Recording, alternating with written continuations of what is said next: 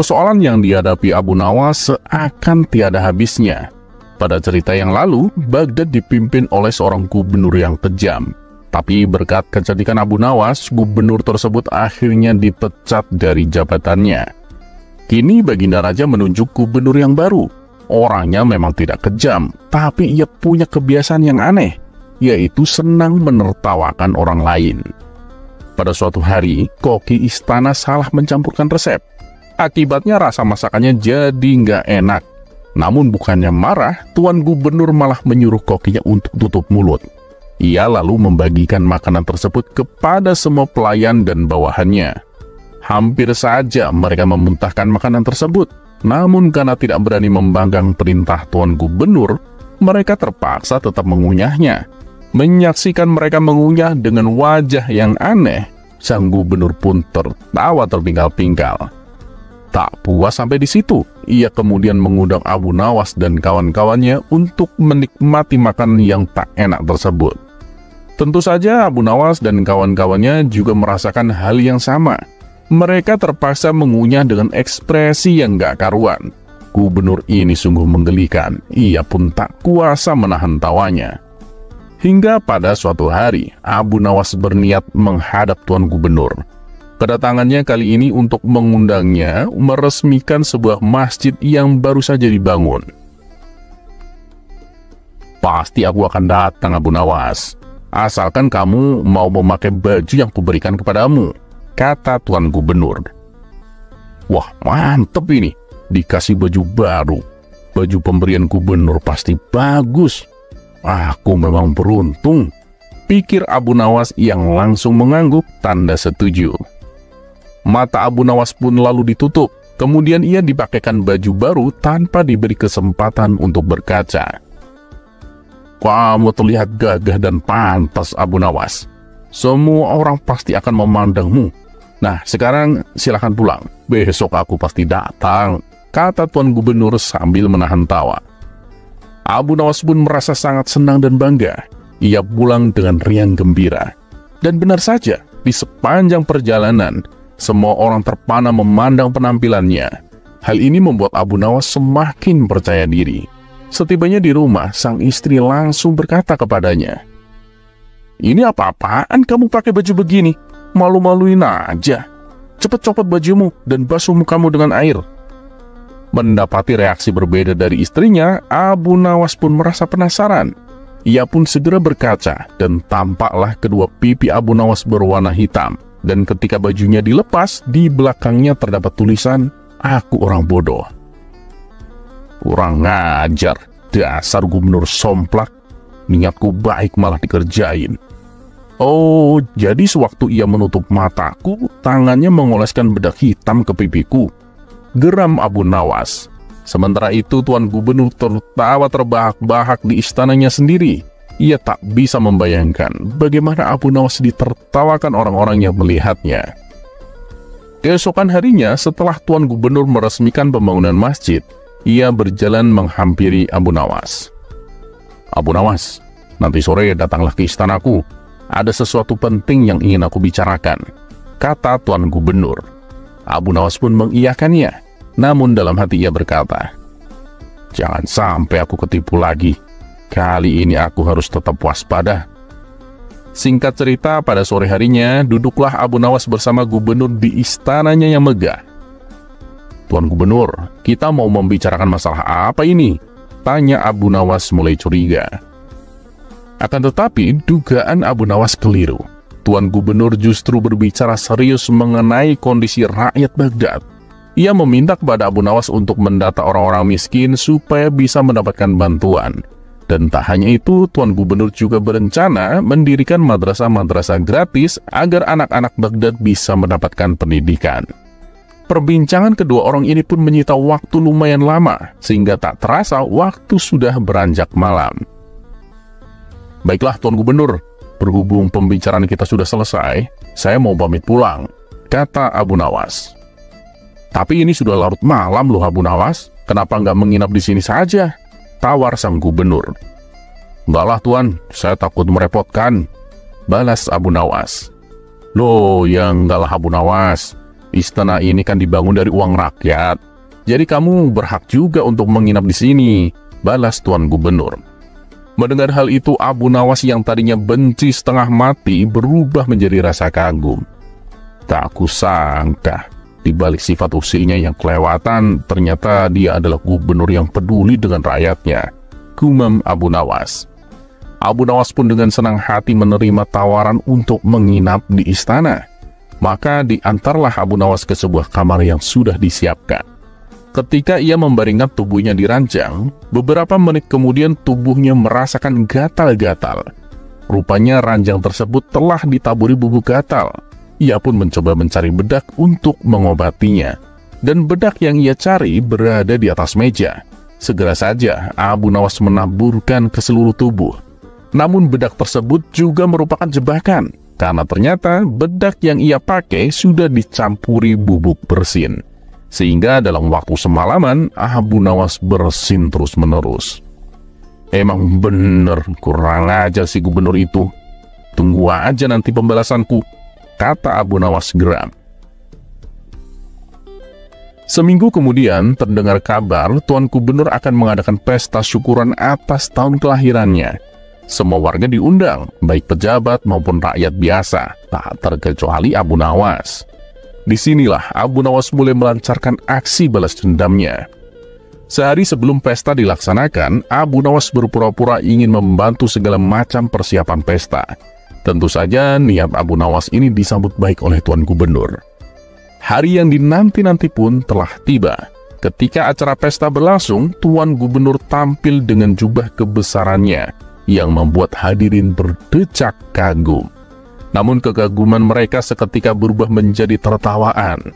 Tuan Gubernur tak menyadari hal ini. Ia mengira bahwa mereka tertawa karena gembira. "Ayo, nikmati semua hidangan ini," kata Tuan Gubernur mempersilahkan. Namun tak berapa lama, Tuan Gubernur memuntahkan kembali makanannya, sementara orang-orang tetap asik memakannya dengan lahap. Kenapa makananku rasanya nggak enak dan menjijikan? Padahal hidangannya sama dengan mereka, pikir Tuan Gubernur. Kemudian ia pun memilih untuk tidak ikut makan. Ia berjalan menuju kursi singgasananya. Tetapi ketika ia mulai duduk di atas singgasana, tiba-tiba pantatnya merasakan gatal-gatal yang teramat sangat. Hal ini membuatnya bertingkah seperti orang aneh.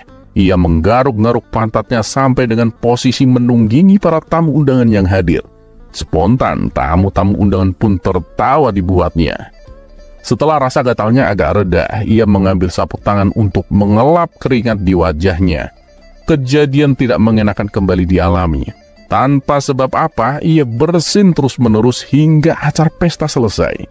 Ketika pesta telah berakhir, para tamu undangan pun satu persatu menyalaminya. "Terima kasih atas jamuannya, wahai Gubernur tolol," kata tamu pertama.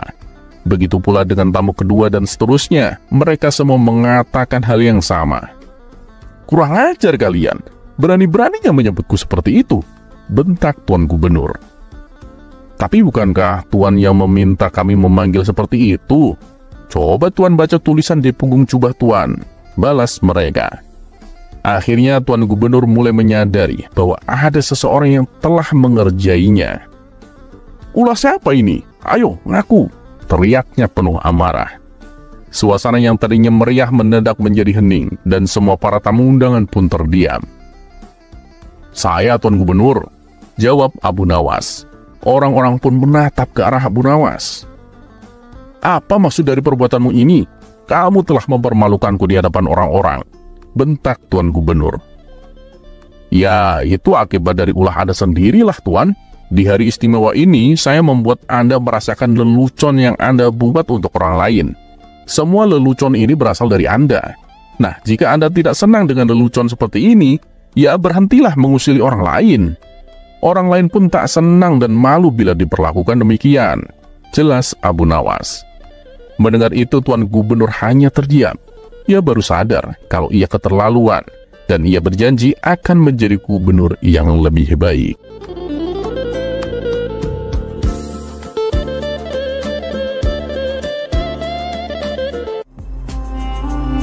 Kisah selanjutnya.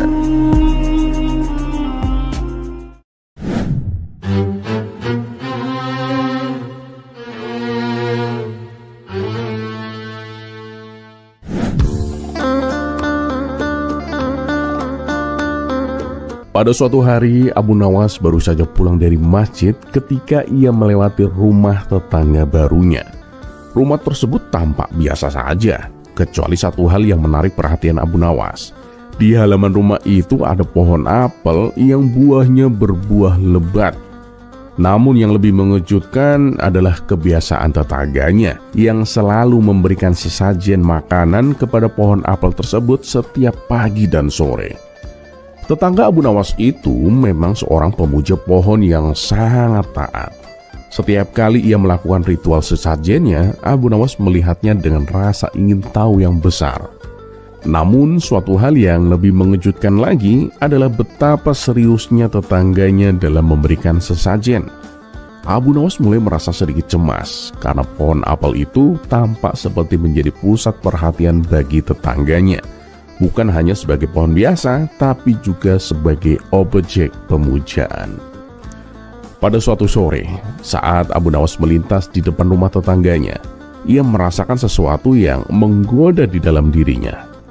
"Aduh, aku ingin sekali makan buah apel," pikir Abu Nawas sambil menatap pohon apel yang berbuah lebat itu. Namun satu masalah muncul, ia tak punya uang untuk membeli apel itu.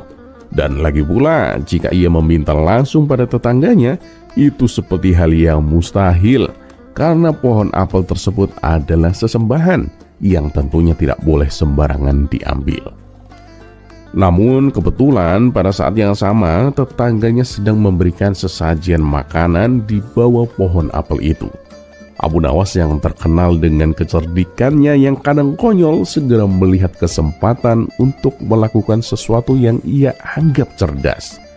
Dengan langkah yang ringan, Abu Nawas menghampiri tetangganya itu yang sedang sibuk menyiapkan sesajennya. Ia pun berkata dengan suara yang penuh percaya diri, "Wahai kawan, pohonmu ini benar-benar tampak sangat lemah. Aku yakin pohon ini pasti sangat lapar," ujar Abu Nawas sambil memandangi pohon apel tersebut dengan penuh simpati. Tetangganya yang sedang menatap pohon apel itu pun terkejut dan sedikit bingung dengan perkataan Abu Nawas. "Apa maksudmu, Abu Nawas? Bagaimana mungkin pohon bisa merasakan lapar? Dari mana kamu tahu pohon ini lapar?" tanya tetangganya dengan heran sambil menatap Abu Nawas yang seolah-olah tahu segalanya tentang pohon itu. Abu Nawas pun tersenyum lebar, seolah-olah ia punya pengetahuan yang sangat dalam tentang pohon tersebut. Dengan santai ia menjawab, "Oh, tentu saja aku tahu, kawan. Bukankah selama ini sesajen yang kamu berikan tidak pernah dimakan oleh pohon ini? Dan lihatlah, ada buah-buah apel yang sudah matang, namun tetap tergantung di sana. Pohon ini pasti merasakan kelaparan karena tidak ada yang memetik buahnya." Tetangganya terdiam sejenak, tampak sedang berpikir cerdas, mencoba mencerna apa yang baru saja dikatakan oleh Abu Nawas. Tiba-tiba wajahnya berubah menjadi serius, seolah-olah baru saja menyadari sesuatu yang sangat penting. Tanpa pikir panjang, tetangganya itu langsung melangkah ke pohon apel, memetik beberapa buah apel yang sudah matang dan memberikannya kepada Abu Nawas. "Baiklah Abu Nawas, kalau memang pohon ini sangat lapar, aku akan memberikan buah apel ini kepadamu. Ambillah, semoga ini bisa mengatasi rasa laparnya," kata tetangganya sambil menyerahkan buah apel yang segar kepada Abu Nawas. Dengan wajah yang penuh kemenangan dan senyum lebar, Abu Nawas pun menerima buah apel itu. Ia langsung membawanya pulang sambil tertawa terpinggal-pinggal. "Pohon ini lapar," katanya. "Padahal yang lapar kan aku," pikirnya sambil menikmati keberhasilannya. Di sepanjang jalan, Abu Nawas terus tertawa geli, menyadari betapa mudahnya ia mendapatkan buah apel yang sebenarnya sangat ia inginkan. Dunia ini penuh dengan kebingungannya sendiri, pikir Abu Nawas sambil menggigit apel pertama dengan penuh kenikmatan. Terkadang kita hanya perlu bicara dengan penuh keyakinan, dan orang lain akan mengikuti saja.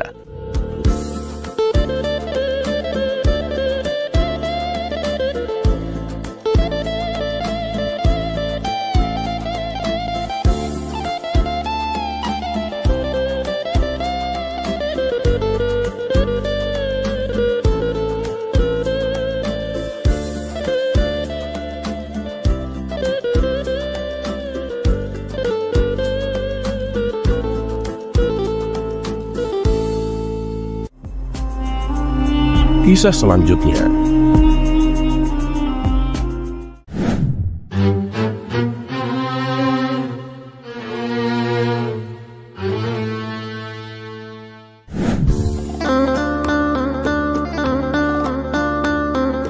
Assalamualaikum warahmatullahi wabarakatuh. Semoga semua kebaikan terlimpah kepada kita semua. Amin ya rabbal alamin. Pada suatu malam, Baginda Raja Harun ar-Rasyid bermimpi bertemu dengan seorang lelaki tua yang berpesan bahwa negeri yang dipimpinnya akan dilanda musibah yang sangat hebat. Untuk menghindari bencana tersebut, Baginda Raja harus mengusir seorang penduduk yang bernama Abu Nawas. Keesokan harinya, Baginda Raja gelisah teringat mimpi tersebut dan memanggil Abu Nawas ke istana. Di istana, Baginda Raja berkata kepada Abu Nawas, "Semalam aku bermimpi, mimpi itu sangat aneh, dan aku merasa mimpi itu adalah pertanda buruk bagi negeriku. Dalam mimpiku, aku bertemu seorang lelaki tua berpakaian serba putih. Ia mengatakan kepadaku bahwa negeri ini akan ditimpa bencana yang besar. Nah, agar musibah itu tidak terjadi, ia berpesan untuk aku mengusir seseorang dari rakyatku yang bernama Abu Nawas."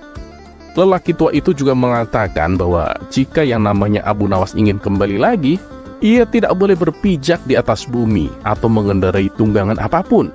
Dan jika tidak bisa melakukan hal itu, ia tidak boleh kembali ke negeri ini. Abu Nawas terkejut mendengar perintah dari Baginda Raja. Perasaannya berkecamuk dan ia merasa sangat galau. Namun ia mau tak mau menerima keputusan tersebut dan meninggalkan istana. Abu Nawas kembali ke rumah dan menceritakan kejadian itu kepada istrinya. Istrinya merasa sangat sedih mendengar cerita tersebut. Abu Nawas kemudian berkemas dan pergi meninggalkan keluarganya dengan bekal seadanya. Dalam perjalanan, Abu Nawas terus memohon kepada Allah agar diberikan petunjuk, dan tidak henti-hentinya ia memutar otaknya untuk keluar dari masalah itu. Ia terus berjalan tanpa tujuan hingga sampai di sebuah negeri. Selama beberapa hari di negeri tersebut, ia terus berpikir bagaimana cara kembali ke negerinya tanpa melanggar persyaratan dari Baginda Raja, yaitu tidak boleh menginjak bumi dan tidak boleh mengendarai tunggangan apapun.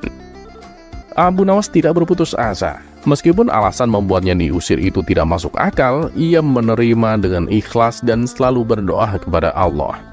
Hingga suatu hari, ia menemukan cara untuk kembali tanpa melanggar perintah ataupun persyaratan dari Baginda Raja. Dengan segera, Abu Nawas mempersiapkan segala sesuatu dan bersiap untuk kembali ke kampung halamannya. Kabar kembalinya Abu Nawas menyebar hingga ke telinga Baginda Raja. Beberapa warga menyambut gembira karena kecintaan mereka kepada Abu Nawas. Baginda Raja pun ikut senang, namun dengan alasan yang berbeda. Ia merasa senang karena kali ini dapat memberi hukuman kepada Abu Nawas, yang dianggap mustahil bisa kembali tanpa berpijak di bumi atau menunggang sesuatu apapun. Akhirnya Abu Nawas tiba di negeri tersebut dan menghadap Baginda Raja. Ketika sampai di pintu gerbang kerajaan, beberapa penjaga istana terheran-heran dengan cara Abu Nawas sampai ke istana. Mereka tak habis pikir dengan kecerdikan si Sufi itu.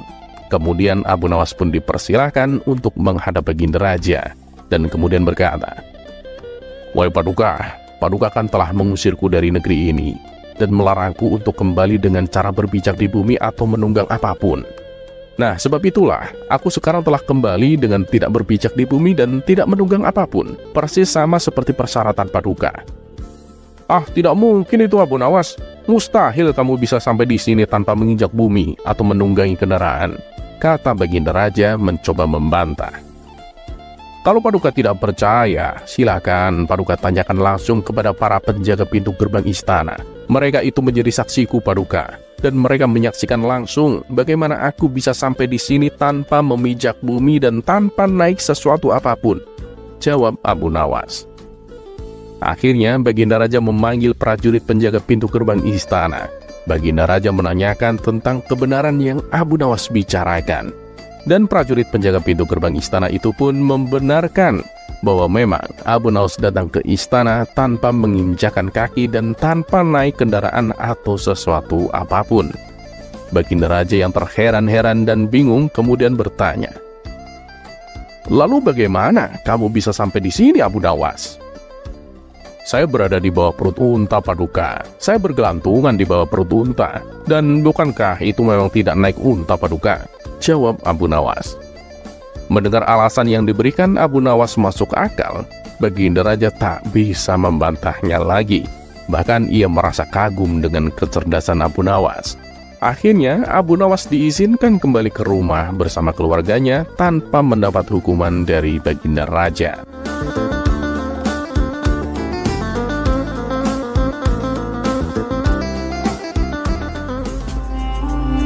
Kisah selanjutnya.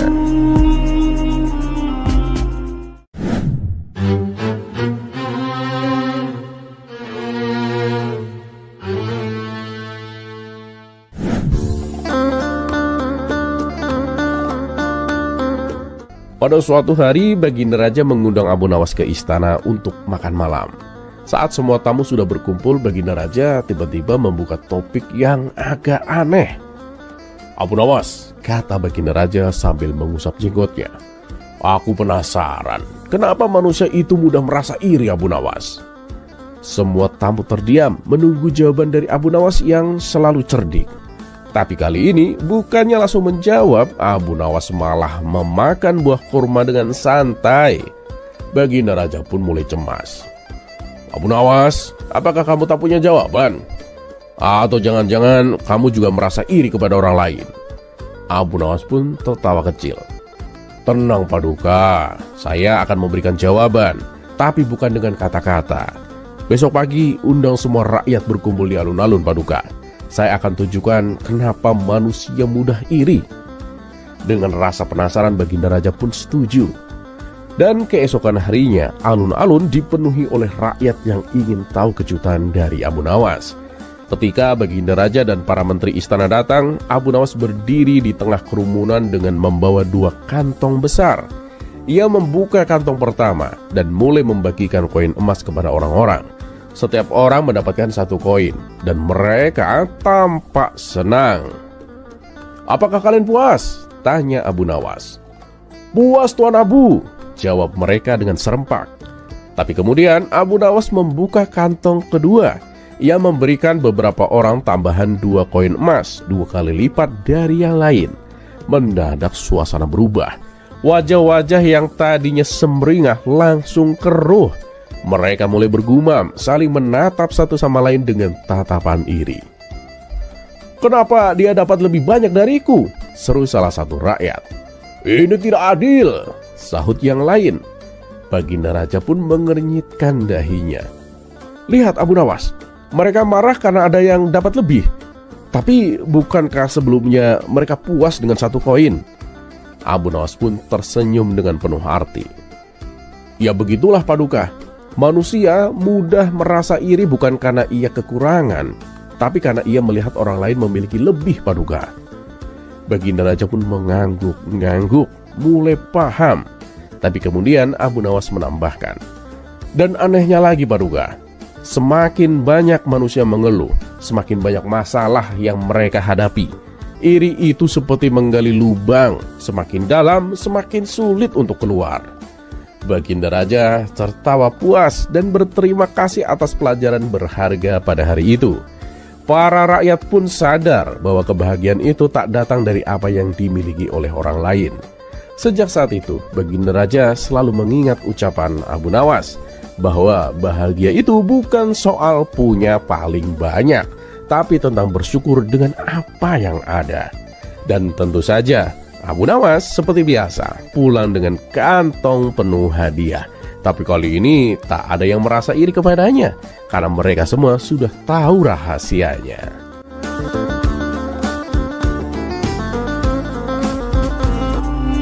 Kisah selanjutnya.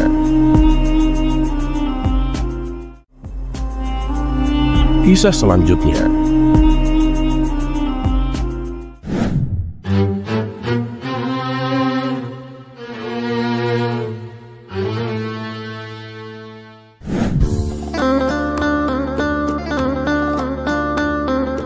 Assalamualaikum warahmatullahi wabarakatuh. Semoga semua kebaikan terlimpah kepada kita semua.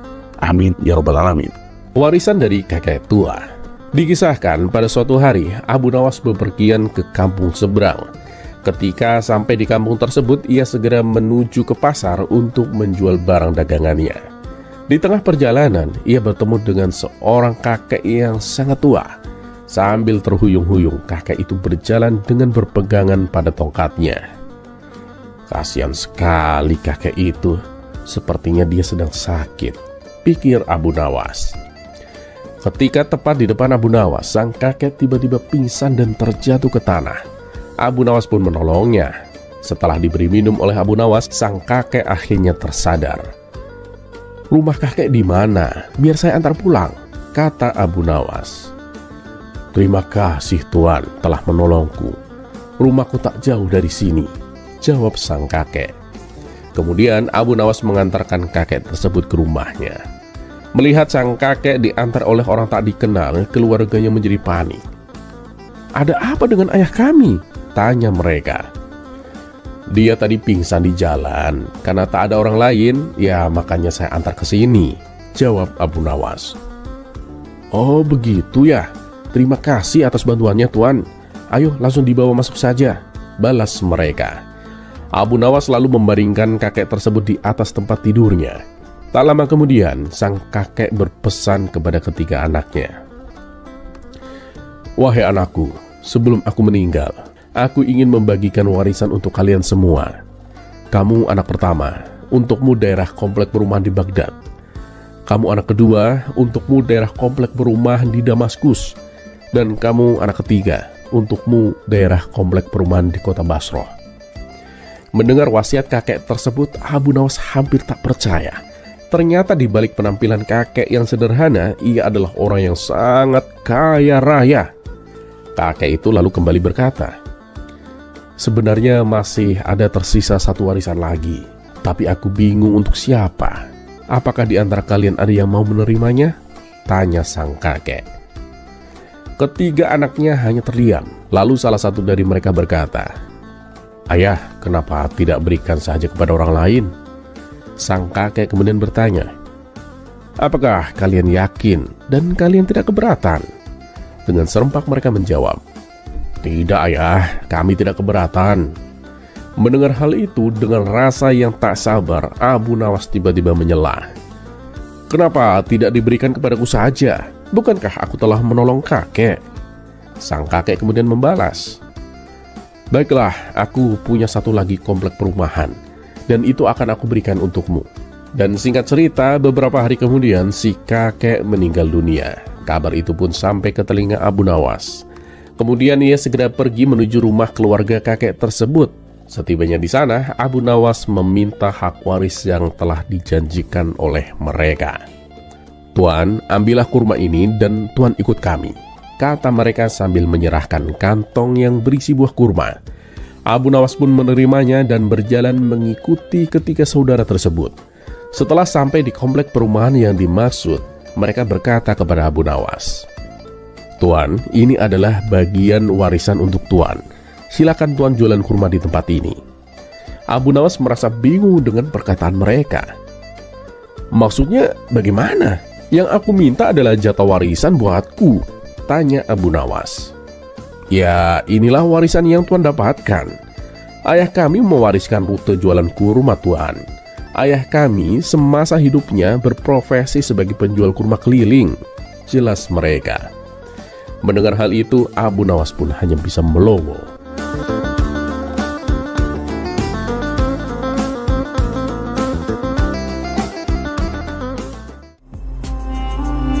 Kisah selanjutnya.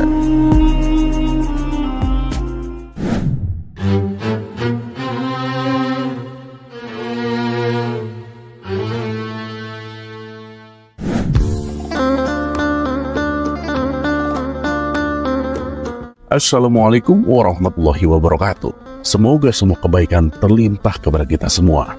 Amin ya rabbal alamin. Abu Nawas adalah seorang yang terkenal cerdik, juga dikenal karena sifat dermawannya. Setiap ada kawan yang datang ke rumah, Abu Nawas selalu mengajak mereka makan bersama. Namun sayangnya, kedermawaan Abu Nawas ini dimanfaatkan oleh kawan-kawannya yang rakus. Ketika merasa lapar, mereka mendatangi rumah Abu Nawas dengan berpura-pura ingin bersilaturahim. Tentu saja Abu Nawas menyambut mereka dengan hangat dan menyajikan makanan. Semakin hari semakin banyak kawan yang datang. Lama-kelamaan Abu Nawas pun mulai menyadari bahwa dirinya hanya dimanfaatkan. Akhirnya ia mendapatkan ide cerdik untuk mengerjai mereka. Hingga pada suatu hari saat kawan-kawannya datang, Abu Nawas segera pergi ke belakang rumah, sementara mereka menunggu di ruang tamu. Ia memasukkan beberapa batu ke dalam panci dan memasaknya di atas tungku. Dia pasti sedang masak makanan yang lezat, bisik salah satu dari mereka. Kalau setiap hari begini, kita bisa makan gratis selamanya, timpal yang lain sambil tertawa. Dan tak lama kemudian, Abu Nawas datang dengan membawa nampan dan meletakkannya di atas meja. Salah satu dari mereka dengan antusias membuka tutup nampan tersebut. Namun betapa terkejutnya mereka saat melihat isinya hanya air kuah yang bercampur batu. Dengan wajah bingung mereka pun bertanya, "Isinya kok batu, Abu Nawas?" Abu Nawas pun tersenyum tenang.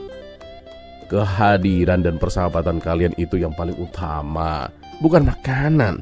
Makan gak makan yang penting ngumpul, bener kan?" balasnya santai.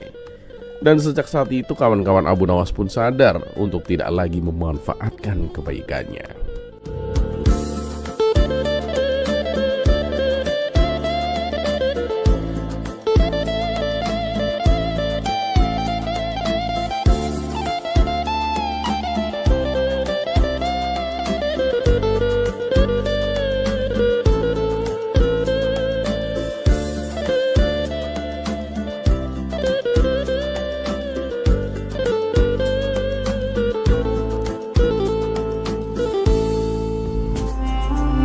Kisah selanjutnya.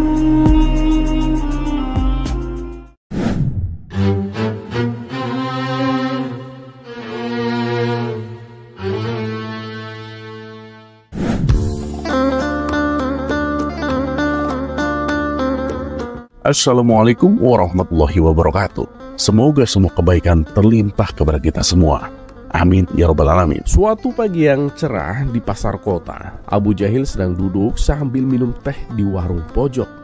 Seperti biasa, dia selalu mencari cara untuk mempermalukan Abu Nawas yang terkenal cerdik dan bijaksana. Hari itu, sebuah ide jahil terlintas di kepalanya. Kali ini Abu Nawas pasti tidak akan bisa menjawab pertanyaanku, pikir Abu Jahil dengan senyuman licik.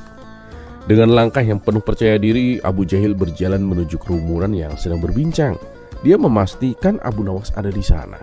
Setelah melihat Abu Nawas yang sedang asik berbicara dengan pedagang rempah, Abu Jahil pun langsung berseru lantang. "Abu Nawas, aku punya pertanyaan untukmu." Kerumunan pun langsung terdiam. Semua mata tertuju pada mereka. "Silahkan Abu Jahil, pertanyaanmu pasti menarik," jawab Abu Nawas dengan tenang. Abu Jahil pun menyeringai. "Kalau kamu memang cerdas seperti yang orang bilang, coba jawab pertanyaanku ini. Kenapa Allah menciptakan babi, padahal haram dimakan?" Kerumunan pun mulai berbisik-bisik. Beberapa orang bahkan terlihat bingung. Pertanyaan itu memang tidak mudah dijawab dan banyak yang penasaran dengan jawaban Abu Nawas. Namun Abu Nawas tetap tenang. Dia menatap Abu Jahil dengan senyuman tipis. "Oh, pertanyaan yang sangat bagus Abu Jahil. Tapi sebelum aku jawab, aku ingin bertanya sesuatu kepadamu." "Tentu, silakan saja," jawab Abu Jahil dengan angkuh. "Menurutmu, kenapa Allah menciptakan Abu Jahil?" tanya Abu Nawas sambil menatapnya tajam. Kerumunan pun langsung meledak dalam tawa. Abu Jahil yang tersinggung memerah wajahnya. "Apa maksudmu? Aku ini manusia yang mulia." Abu Nawas pun mengangguk bijak. "Nah, itulah jawabannya. Allah menciptakan segala sesuatu pasti ada hikmahnya, meskipun kita tidak selalu memahaminya. Sama seperti adanya Abu Jahil yang selalu membuatku berpikir lebih cerdas dan sabar." Tawa orang-orang pun semakin keras. Abu Jahil yang malu berusaha mempertahankan wajah seriusnya. "Itu bukan jawaban yang benar Abu Nawas. Jelaskanlah soal babi." Abu Nawas pun kembali tersenyum. "Baiklah Abu Jahil, dengarkan ini. Allah tidak pernah menciptakan sesuatu dengan sia-sia. Babi adalah makhluk yang punya peran dalam kehidupan. Dia membersihkan lingkungan dengan memakan sisa-sisa makanan yang tidak dimakan oleh hewan lain. Tapi Allah memerintahkan kita untuk tidak memakannya karena babi membawa banyak kotoran yang bisa merusak kesehatan manusia, Abu Jahil. Orang-orang yang semula tertawa kini mengangguk-ngangguk mendengar penjelasan itu. Dan lagi pula, lanjut Abu Nawas, larangan Allah itu bukan karena kebencian terhadap babi, tetapi untuk menjaga kesehatan kita. Ya sama seperti Allah melarang kita berlaku sombong agar kita tetap rendah hati. Orang-orang pun kembali bersorak setuju. Abu Jahil hanya bisa menunduk malu karena pertanyaannya justru membuat Abu Nawas terlihat semakin cerdas dan bijaksana. Dan sejak saat itu tidak ada lagi yang meremehkan hikmah penciptaan makhluk Allah, termasuk Abu Jahil yang mulai berpikir 2 kali sebelum membuat masalah dengan Abu Nawas.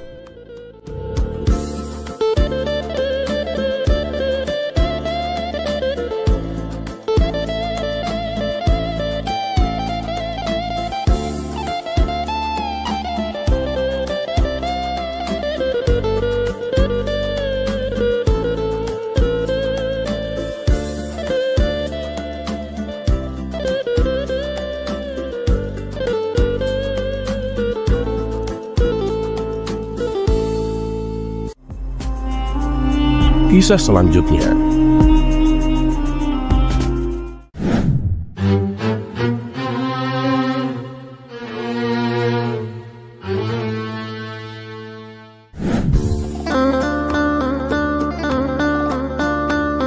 Di suatu sore yang cerah, Abu Nawas memutuskan untuk membawa keledainya jalan-jalan di tepi hutan.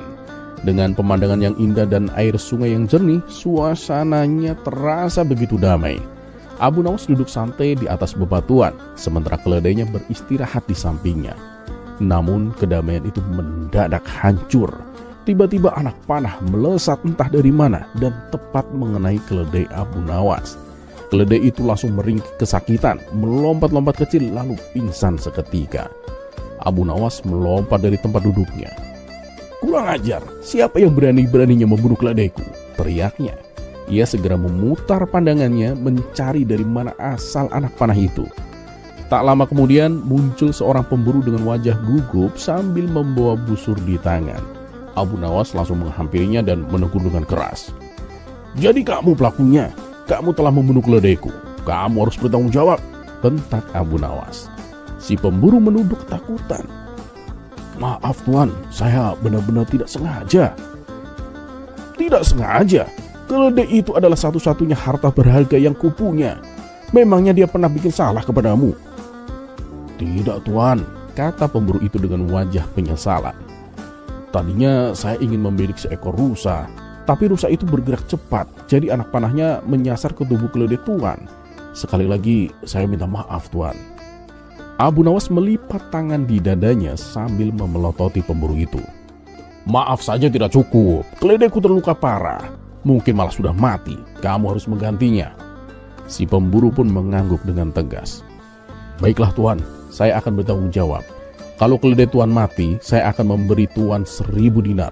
Tapi kalau dia bisa diselamatkan, saya tetap akan memberi Tuan 100 dinar untuk biaya pengobatannya." Mendengar hal itu, Abu Nawas langsung bersemangat. Dalam hatinya ia berpikir, "Wah, keledaiku harganya cuma 200 dinar. Tapi sekarang aku bisa dapat 1000 dinar. Kalau begini, aku jadi tidak terlalu sedih keledaiku terluka." Pemburu itu lalu memeriksa keledai yang tergeletak tak bergerak. "Syukurlah Tuan, saya kira dia hanya pingsan. Dengan perawatan yang tepat, keledai Tuan pasti akan sembuh." Tapi Abu Nawas langsung memotong. "Oh, belum tentu. Lihatlah keledai itu. Dia bahkan tidak bergerak sama sekali. Siapa tahu dia sebenarnya sudah mati." "Tuan, saya yakin dia itu hanya pingsan. Lihatlah, nafasnya masih ada Tuan," kata si pemburu mencoba meyakinkan. Abu Nawas menggeleng keras. "Oh, tidak bisa. Pokoknya kamu harus memberiku 1000 dinar karena keledaiku sudah mati." "Tapi Tuan," kata si pemburu bersikeras, "kalau ternyata keledai Tuan tidak mati, gimana?" Abu Nawas pun tersenyum enteng sambil mengangkat bahu. "Oh, itu gampang. Kalau dia tidak mati, aku akan memintamu untuk mengulanginya."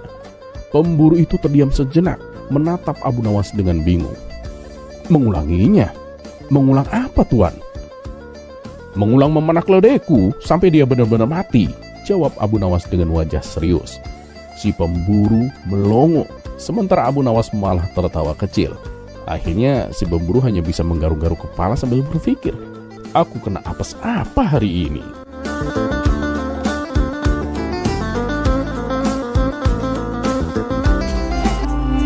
Kisah selanjutnya.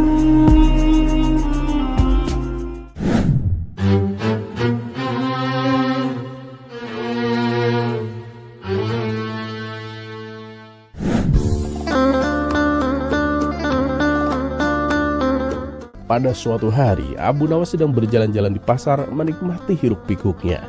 Di tengah keramaian, ia melihat seorang saudagar kaya yang terkenal dengan sifat serakah dan suka memanfaatkan orang lain demi memupuk hartanya sendiri.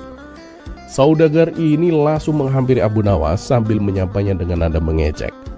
Wah Abu Nawas, ku dengar kamu punya akal licik untuk mendapatkan uang. Apa kamu punya trik baru untuk membuatku lebih kaya? Abu Nawas dengan senyum khasnya menjawab, tentu Tuan Saudagar. Bagaimana kalau aku menjual sebuah bangunan yang sangat besar, mewah, dan tak ternilai harganya kepadamu? Mendengar hal itu, mata saudagar langsung berbinar. Bangunan apa? Di mana itu? Cepat katakan. Jika benar-benar berharga, aku pasti akan membelinya. Dengan tenang Abu Nawas pun berkata, ikutlah aku ke kota, Tuan Saudagar. Aku akan menunjukkan bangunan itu kepadamu. Semua orang mengaguminya. Saudagar yang penuh rasa ingin tahu mengikuti Abu Nawas hingga mereka tiba di depan masjid besar yang megah di tengah-tengah kota. Abu Nawas kemudian menunjuk masjid itu dengan percaya diri. Nah, inilah bangunannya Tuan Saudagar. Masjid ini besar, kokoh, selalu ramai dikunjungi orang setiap hari. Jika kamu memilikinya, semua orang akan menghormatimu Tuan Saudagar. Saudagar itu pun memandangi masjid dengan kagum. Ia membayangkan dirinya memiliki bangunan yang megah itu, dihormati banyak orang, dan namanya dikenal luas. Dengan mata yang berbinar penuh nafsu, ia berkata, ah benar juga, masjid ini megah. Kalau aku memilikinya, aku akan semakin disegani. Abu Nawas pun tersenyum lebar dan menawarkan harga yang tinggi. Baiklah, masjid ini kuberikan kepadamu dengan harga 100 keping emas Tuan Saudagar. Tanpa pikir panjang, saudagar itu pun menyetujui tawaran itu. Ia segera menyerahkan uangnya kepada Abu Nawas yang menerimanya sambil menahan tawa. Setelah transaksi selesai, Abu Nawas pergi dengan santai meninggalkan saudagar yang sibuk membayangkan kejayaan masa depannya. Dan keesokan harinya, saudagar itu kembali ke masjid dengan penuh rasa percaya diri. Ia berniat memberikan pengumuman bahwa masjid tersebut kini menjadi miliknya. Namun saat ia mulai berbicara, orang-orang di masjid memandangnya dengan kebingungan. Dan ketika ia mengatakan akan menaikkan sewa bagi yang mereka beribadah, suasana masjid mendadak berubah menjadi ribut. Apa maksudmu? Ini masjid, rumah ibadah, bukan properti yang bisa disewakan, teriak salah seorang jemaah. Gila kamu, masjid adalah milik umum, bukan milik pribadi, tambah yang lain. Saudagar itu panik. Ia tak menyangka reaksinya akan seperti itu. Orang-orang terus marah dan mengusirnya dari masjid. Dengan wajah merah padam, ia segera berlari mencari Abu Nawas untuk meminta penjelasan. Ketika akhirnya menemukan Abu Nawas di kedai kopi, ia langsung mengamuk. Abu Nawas, kamu menipuku. Kamu menjual masjid padaku, padahal itu milik umum. Abu Nawas tetap tenang sambil menyeruput kopinya. Ia menjawab dengan suara yang santai. Tuan Saudagar, siapa yang menipumu? Aku kan hanya bilang masjid itu tak ternilai harganya dan dihormati oleh semua orang. Kamu sendiri yang salah mengartikan ucapanku. Saudagar itu semakin marah. Tapi kamu mengambil 100 keping emasku. Abu Nawas pun tersenyum licik. Benar, tapi siapa yang memaksamu? Kamu yang terlalu serakah dan ingin memiliki sesuatu yang jelas-jelas bukan milikmu. Bahkan ketika aku memberimu kesempatan untuk berpikir, kamu langsung setuju tanpa bertanya. Bukankah ini salahmu sendiri? Orang-orang di sekitar yang mendengar percakapan itu pun tertawa terbahak-bahak. Saudagar kaya yang sombong itu akhirnya terdiam. Ia sadar bahwa keserakahannya telah mempermalukannya di depan banyak orang. Dengan hati yang penuh rasa malu, Saudagar itu pergi dari sana tanpa bisa berkata apa-apa. Sementara itu, Abu Nawas melanjutkan harinya dengan santai menikmati keuntungan dari kecerdikannya. Sejak hari itu, saudagar tersebut belajar bahwa keserakahan hanya akan membawa kehancuran.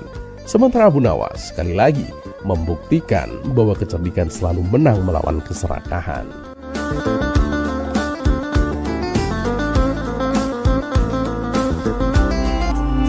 Kisah selanjutnya.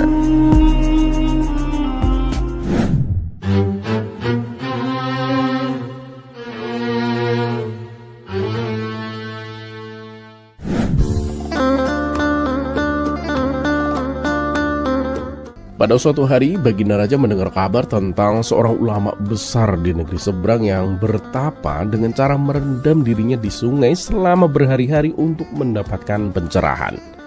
Penasaran dengan praktek tersebut, Baginda Raja pun memanggil orang tercerdik di negerinya. Siapa lagi kalau bukan Abu Nawas. "Hei Abu Nawas," kata Baginda Raja, "aku mendengar ulama besar di negeri seberang itu melakukan tapa rendam di sungai demi mencapai pencerahan. Dan aku ingin kamu melakukan hal sama, Abu Nawas.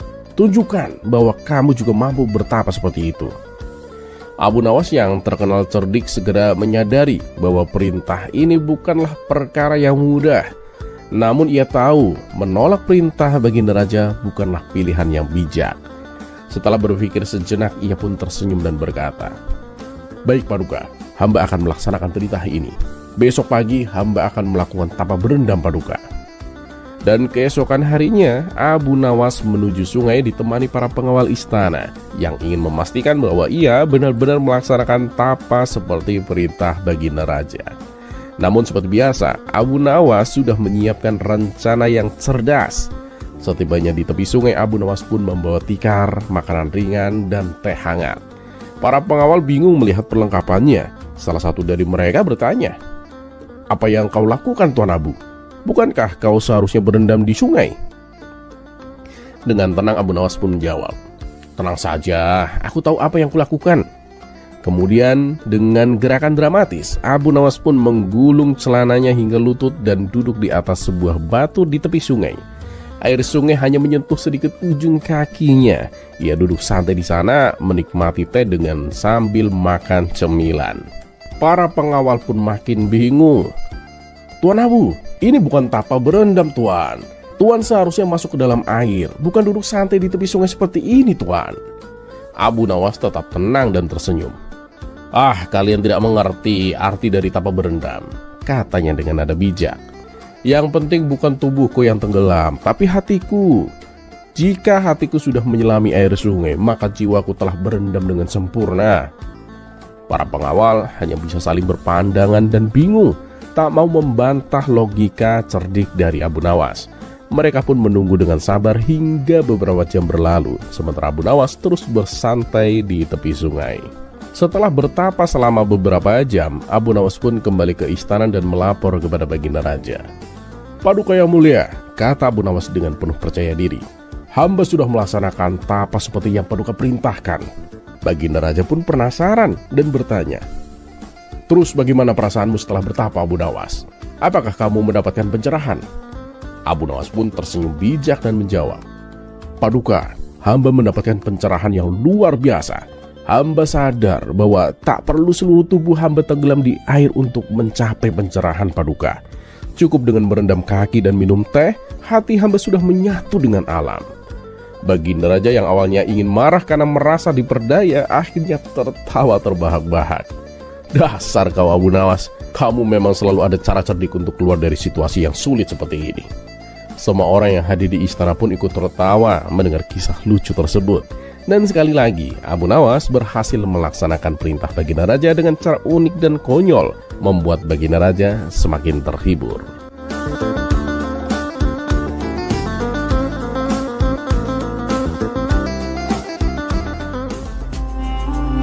Kisah selanjutnya.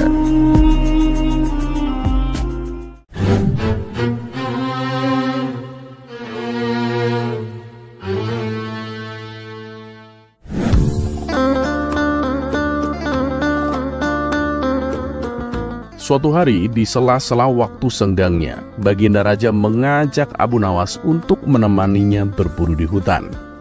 Tentu saja dengan penuh semangat, Abu Nawas langsung mengiyakannya.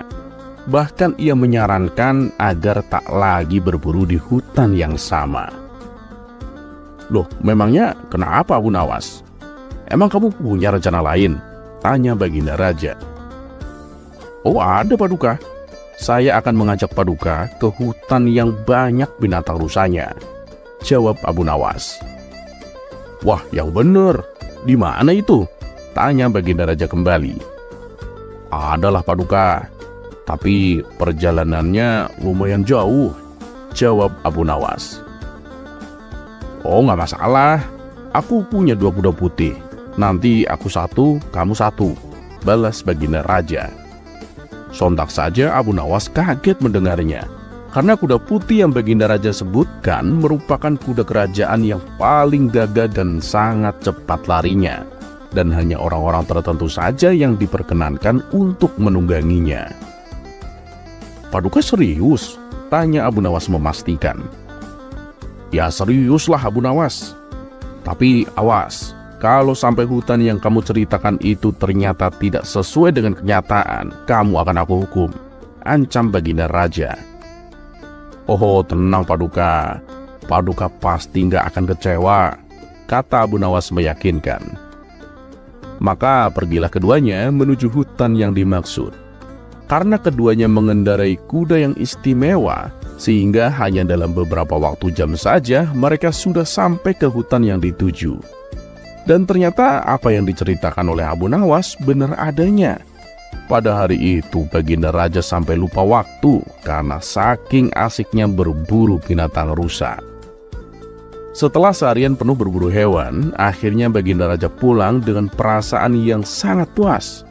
Sesampainya di istana, Baginda Raja berkata kepada Abu Nawas, Abu Nawas, kuda putih itu sekarang jadi milikmu. Tapi kamu harus berjanji siap menemaniku berburu kapanpun aku mau. Mendengar hal itu Abu Nawas pun sangat bahagia.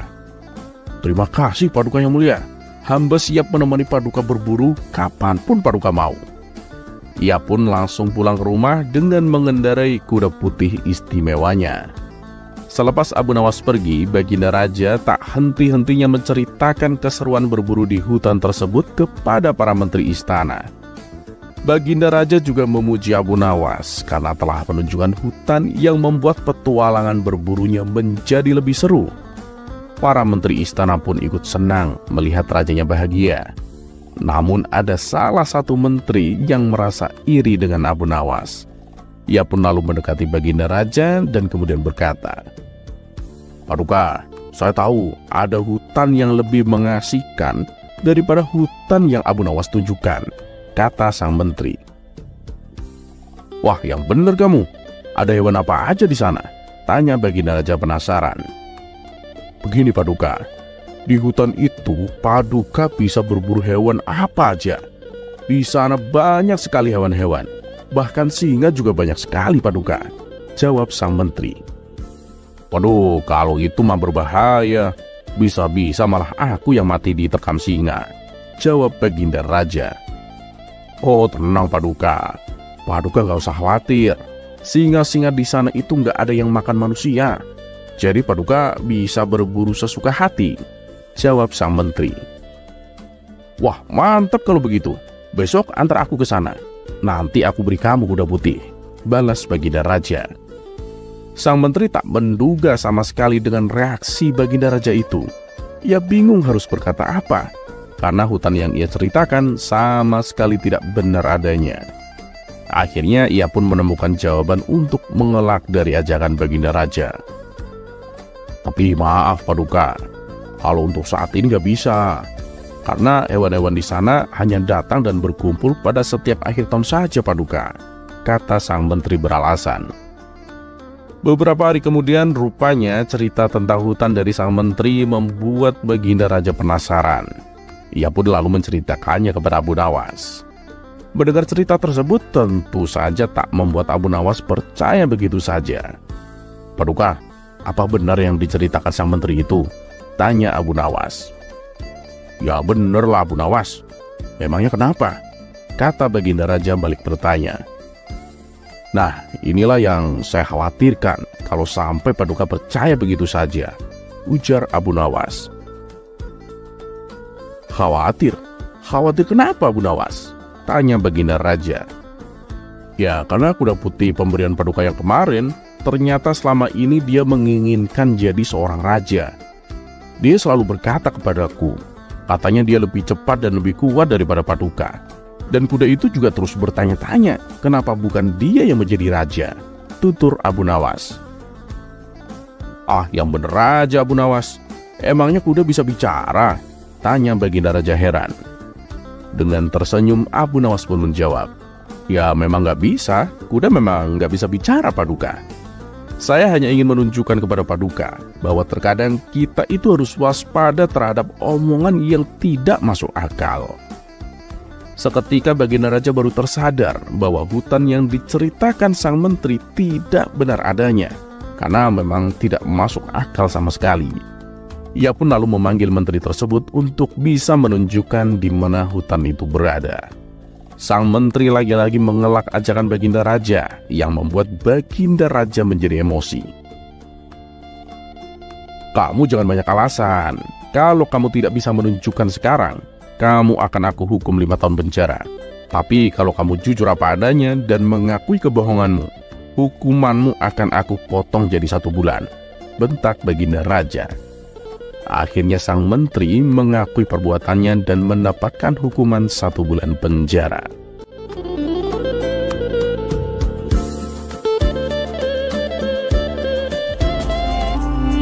Kisah selanjutnya.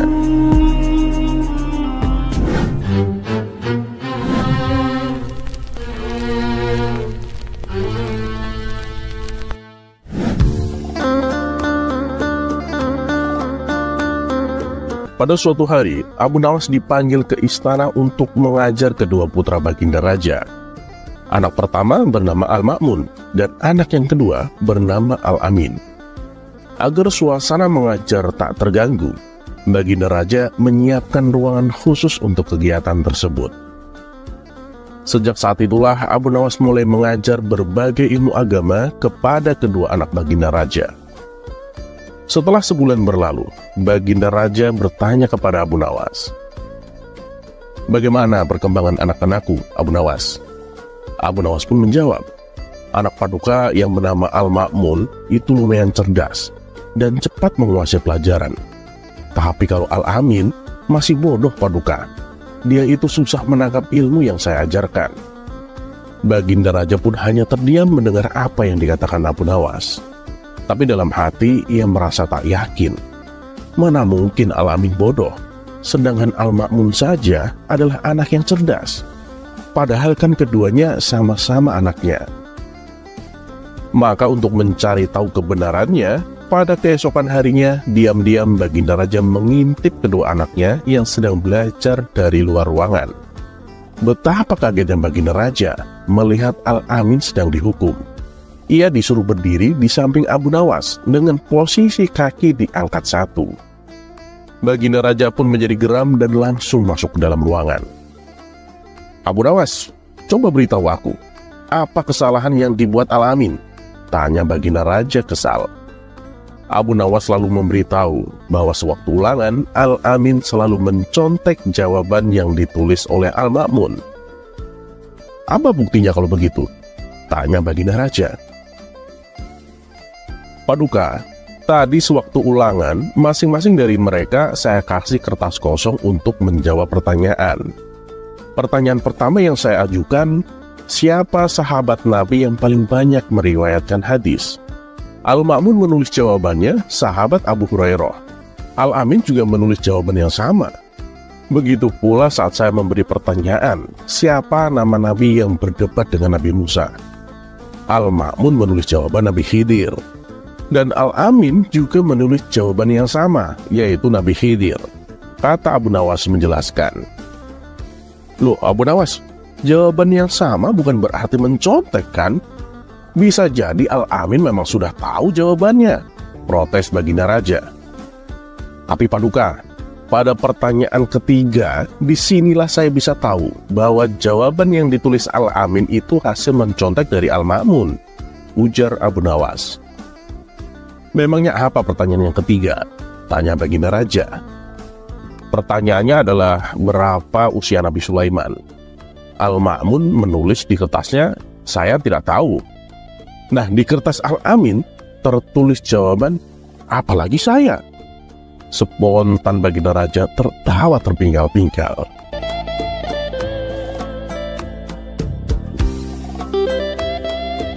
Terlepas apakah cerita ini adalah cerita fiksi atau kenyataan, teruslah berbuat kebaikan. Karena ketahuilah, kita mungkin tahu berapa umur kita sekarang, tapi tak ada yang tahu berapa sisa umur kita. Dan seperti biasa, terima kasih. Wassalamualaikum warahmatullahi wabarakatuh.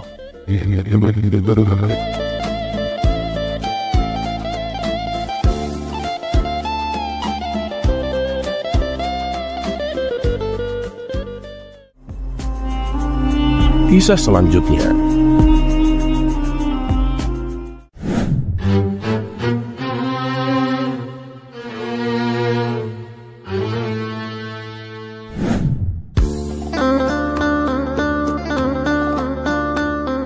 Ada-ada saja memang akal cerdik Abu Nawas untuk lolos dari hukuman.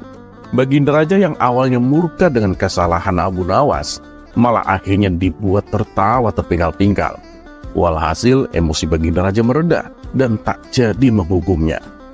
Seperti yang terjadi pada kisah Abu Nawas kali ini, ia dikejar bayangan hitam. Suatu kali, Baginda Raja mengumpulkan para menteri guna membahas suatu masalah yang penting. Abu Nawas yang dianggap sering memberikan solusi juga turut diundang dalam perkumpulan tersebut.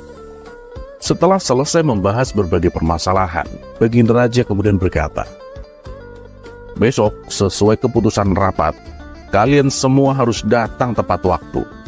Kalau di antara kalian ada yang terlambat, aku tak segan-segan menghukumnya," ancam Baginda Raja. Kemudian mereka pun membubarkan diri dan meminta izin untuk pamit pulang. Pada keesokan paginya, seperti biasa, Abu Nawas pergi ke pasar menjual kayu dagangannya. Setelah semua kayu yang dibawanya laku terjual, ia mampir ke warung untuk beristirahat sambil menikmati secangkir kopi hangat. Ternyata di situ sudah banyak kawan-kawan Abu Nawas berkumpul. Ia pun ikut nimbrung bersama mereka. Saking asiknya ngobrol, Abu Nawas sampai lupa kalau hari itu ia ada janji dengan Baginda Raja. Dan ketika hari menjelang siang, datanglah sang istri menghampiri Abu Nawas. "Suamiku, tadi ada utusan istana mencarimu," kata sang istri memberitahu. Spontan, Abu Nawas teringat akan janjinya. "Astagfirullah, kok aku sampai lupa ya? Hari ini kan ada janji dengan Baginda Raja," ucap Abu Nawas. Seketika ia langsung meninggalkan kawan-kawannya dan segera pergi menuju istana. Di sepanjang perjalanan, ia terus membatin bahwa dirinya pasti akan kena hukuman karena datang terlambat. Dan benar saja, sesampainya di istana, Baginda Raja dan para menteri sudah berkumpul. Tapi namanya saja Abu Nawas, ia tak pernah kehabisan akal cerdiknya agar lolos dari hukuman. Dengan berpura-pura dengan wajah ketakutan, ia berlari memasuki ruangan rapat. "Abu Nawas, kenapa kamu terlambat?" tegur Baginda Raja. "Ampun Paduka yang mulia, saya mengaku salah Paduka," jawab Abu Nawas. "Seperti yang kemarin aku sudah katakan, siapa saja yang terlambat akan menerima hukuman," tegas Baginda Raja. "Tapi Paduka yang mulia, keterlambatan saya ini bukan tanpa sebab Paduka," ucap Abu Nawas membela diri dengan pura-pura wajah ketakutan. "Terus apa yang menyebabkanmu terlambat? Dan kenapa kau begitu sangat ketakutan?" tanya Baginda Raja. "Jadi begini Paduka, sewaktu dalam perjalanan ke istana, saya terus dibuntuti oleh bayangan hitam Paduka. Saya sudah mencoba menghindar, tapi bayangan hitam itu selalu mengikuti saya. Itulah yang menyebabkan saya ketakutan hingga saya terlambat datang ke istana, Paduka, ujar Abu Nawas beralasan.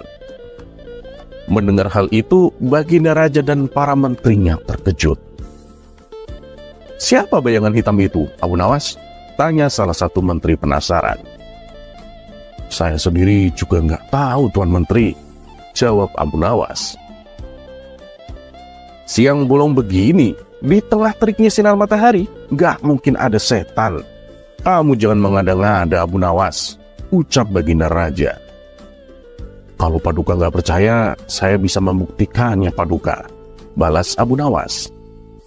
Karena penasaran, Baginda Raja dan para menteri meminta Abu Nawas untuk menunjukkan bayangan hitam yang dimaksud. Abu Nawas lalu mengajak mereka keluar. Kemudian Abu Nawas berjalan di bawah teriknya sinar matahari. Lihatlah bayangan hitam ini, Paduka.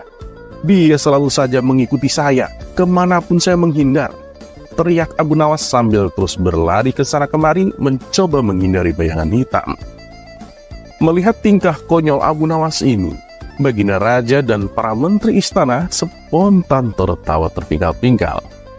Berkat kedatangan Abu Nawas yang terlambat, justru meregangkan ketegangan otak akibat memikirkan persoalan yang dihadapi. Oleh karenanya, Baginda Raja tak jadi menghukum Abu Nawas dan mempersilahkannya untuk ikut rapat bersama mereka.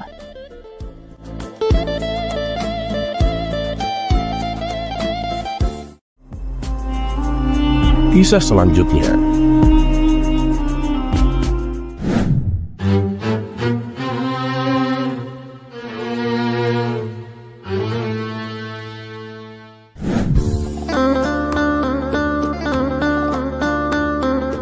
Alkisah, Abu Nawas memiliki tetangga yang terkenal super usil. Apapun yang dilakukan Abu Nawas dan istrinya, tetangga itu selalu ikut campur, seolah-olah hidupnya tak punya urusan sendiri. Pernah suatu ketika, Abu Nawas dan istrinya terlibat pertengkaran kecil gara-gara hal sepele. Tapi si tetangga malah ikut campur. Dengan santainya ia berkata, "Dasar Abu Nawas, jadi suami kok kerjanya cuma bikin ribut, tidak pantas sama sekali." Di lain waktu, saat istri Abu Nawas pulang dari pasar membawa belanjaan, si tetangga lagi-lagi menyindir. "Lauk tiap hari kok cuma begitu-gitu aja. Bosan enggak? Kalau aku jadi kalian, mungkin aku sudah mati kebosanan." Istri Abu Nawas hanya tersenyum kecil, mencoba bersabar. Tapi si tetangga tak berhenti sampai di situ. Suatu malam saat Abu Nawas pulang agak larut, tetangganya kembali nyinyir. "Suami macam apa kamu ini, Abu Nawas? Pulang malam terus. Tidak ada tanggung jawabnya sama sekali." Awalnya Abu Nawas dan istrinya memilih bersabar. Tapi lama-kelamaan nyinyiran itu membuat istrinya gerah. "Suamiku, kenapa kamu hanya diam? Berilah dia pelajaran. Aku sudah tidak kuat lagi mendengar omongannya setiap hari," keluh istrinya. Abu Nawas pun hanya tersenyum kecil. "Sabar istriku, kalau dia sudah keterlaluan, aku pasti akan bertindak." Kesabaran Abu Nawas benar-benar diuji ketika suatu pagi ia mendapati burung kesayangannya hilang dari kandang. Ia mencari kemana-mana, tapi burung itu tak ditemukan. Saat itu si tetangga muncul lagi dengan mulut pedasnya. "Dasar Abu Nawas, urus diri sendiri saja tidak becus, masih juga pelihara burung. Tentu saja burungnya kabur," katanya dengan nada mengejek. Kali ini Abu Nawas tetap bersabar. Ia tidak menggubris ucapan tetangganya. Sebaliknya, ia pergi ke belakang rumah dan mulai menggali sebuah lubang besar di tanah. Melihat hal itu, si tetangga semakin usil. "Hei Abu Nawas, burungmu hilang kok malah menggali lubang. Apalagi akal-akalanmu kali ini?" Abu Nawas menoleh dengan wajah tenang. "Aku menggali ini karena ternyata burungku sudah mati. Jadi aku akan menguburnya." Si tetangga pun mengangguk, tapi tidak bisa menahan diri untuk berkomentar lagi. "Hah? Tapi lubangnya kok besar sekali? Bukannya burungmu itu tubuhnya kecil? Kamu ini selalu lebay, Abu Nawas." Abu Nawas pun berhenti menggali, meletakkan skopnya, lalu menghela nafas panjang. Ia menatap tetangganya dengan tatapan tajam yang penuh amarah. "Kamu tahu kenapa lubangnya besar? Karena burungku itu berada di dalam perut kucingmu. Jadi aku akan menguburnya sekaligus dengan kucingmu," kata Abu Nawas tegas. si tetangga langsung melongo. "Apa? Di perut kucingku? Bagaimana bisa?" Abu Nawas pun mendekat sambil menunjuk lubang yang ia gali. "Oh iya, kucingmu memakan burungku. Jadi sekarang giliran kucingmu masuk ke lubang ini." Si tetangga langsung panik. Dengan wajah pucat, ia berlari pulang untuk menyelamatkan kucing kesayangannya. Sambil memeluk erat kucingnya, ia bersumpah dalam hati untuk tidak lagi ikut campur urusan Abu Nawas. Sejak hari itu, tetangga usil itu pun tidak pernah lagi berani mendekati keluarga Abu Nawas. Ia takut kucingnya akan benar-benar dikubur hidup-hidup oleh Abu Nawas.